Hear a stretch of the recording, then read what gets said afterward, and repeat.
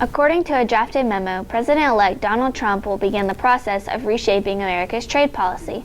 The memo lays out Trump's trade policy for the first 200 days of his presidency. The 200-day plan is built around 6 main principles, including negotiating or withdrawing from NAFTA, stopping the Trans-Pacific Partnership deal, stopping unfair imports, ending unfair trade practices, pressing bilateral trade deals, and to retain and return manufacturing jobs. By day 200, Trump will be considering formally withdrawing from NAFTA and continuing to pursue bilateral trade agreements. Warplanes carried out heavy airstrikes on multiple neighborhoods in rebel-held East Aleppo Tuesday, after 3 weeks of reduced bombardment, killing at least one person, according to an activist with the Aleppo Media Center. The heavy assault on the eastern part of the war-ravaged city has been threatened in mass text messages sent to the residents by the government Sunday. The messages instructed them to leave within 24 hours ahead of a strategically planned assault using high-precision weapons. Residents are now helping authorities to find survivors and/or bodies.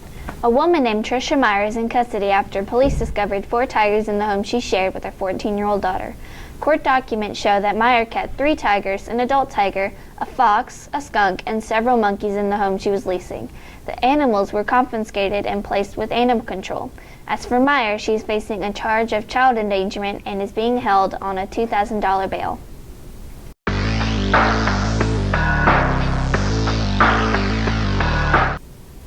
Hey LHS, it's Christina here with your sports news and scores. Last night the Bengals took on the Giants on Monday Night Football.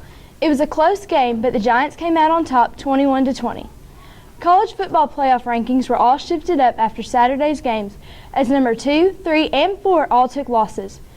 This really was thought to complicate the college football standings, but not so much. Alabama stays at 1, Ohio State moves into number 2, Lamar Jackson's Louisville moves into 3, and Michigan hangs on to number 4.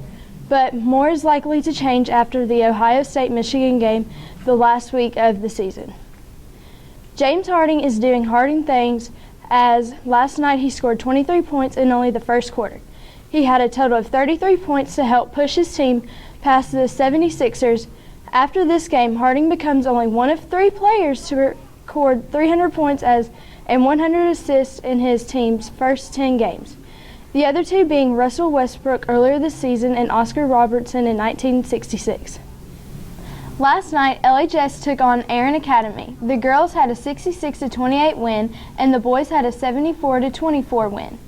Tonight they take on Hunters Lane out of Nashville. Ladies tip off at 5:30, guys to follow. That's all from me, LHS. Have a great day. Zach Patton and Jacob Andrews discuss the college football playoffs. Hi, I'm Jacob Andrews. And I'm Zach Patton. Today we're going to be talking about our top 4 playoff teams for college football as of now.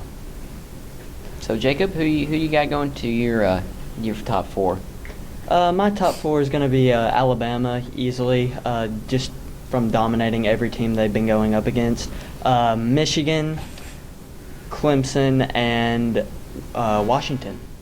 Well, I think my top 4 looks pretty similar. I've got, of course, Alabama, Michigan, Clemson, and I think Washington's going to squeak in there. All right.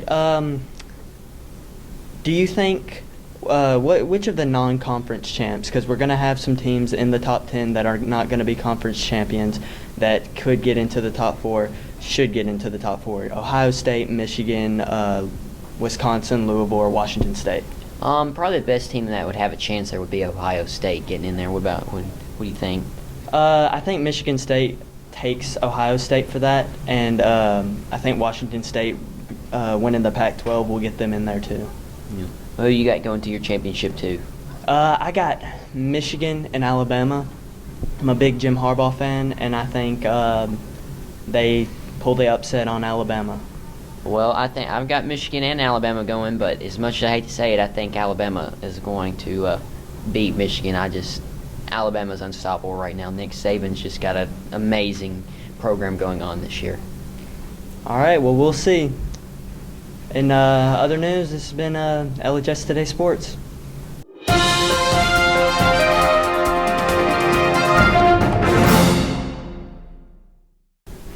Hi, I'm Zeta with the weather. Today is partly cloudy, currently is 44 degrees. Your high will be 68. Throughout the rest of the week, your highs will be in the 70s, peaking with Thursday with a high 78. There will be a 20% chance of rain on Friday, and expect a low dip in the 20s on Saturday and Sunday.